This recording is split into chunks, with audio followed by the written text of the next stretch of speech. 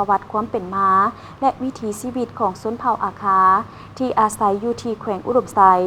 และมีต้นกำเนิดมาจากประเทศจีนและที่เป็นที่รู้จักกันดีก็แม่นประเพณีงานเทศกาลขี่โอนซาของชนเผ่าอาคาที่ได้จัดขึ้นในทุกๆปี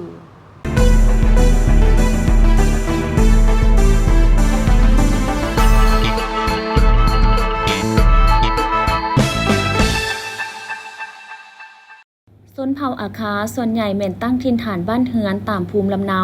อยู่บรรดาแขวงภาคเหนือของลาวเซนแขวงพงสาลีหลวงน้ำทาบ่อแก้วและอุดมไซในนี้ชนเผ่าอาคาที่อาศัยอยู่ภายในแขวงอุดมไซตามการบอกเล่าของเฒ่าแก่เผ่าอาคาได้ให้ฮู้ว่าเผ่าอาคามีต้นกำเนิดดั้งเดิมยกย้ายมาจากประเทศจีนเข้ามาประเทศเวียดนามและต่อมาในปี 1882 หรือ129 ปีผ่านมาได้ยกย้ายมาอยู่ประเทศลาวจนถึงปัจจุบันชนเผ่าอาคาอยู่แขวงอุดมไซได้อาศัยอยู่2เมืองคือเมืองลาและเมืองน้ามอ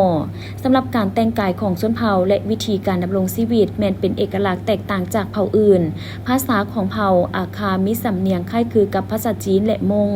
อาชีพหลักแม้นปลูกข้าวเฮ็ดไร่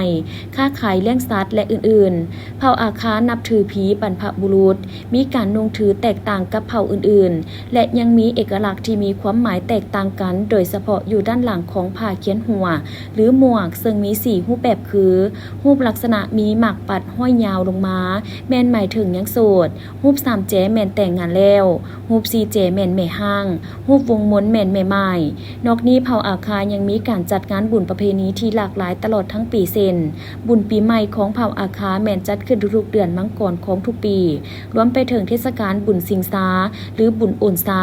แม่นจัดขึ้นระหว่างเดือนสิงหาหากันยาก่อนเข้าถกหวงบุญกินข้าวใหม่และแมนจัดขึ้นทุกๆเดือนกันยาและบุญประตูโค้งหรือบุญเลี้ยงผีแมนมักจะจัดขึ้นทุกๆเดือนพฤษภาคมของทุกๆปี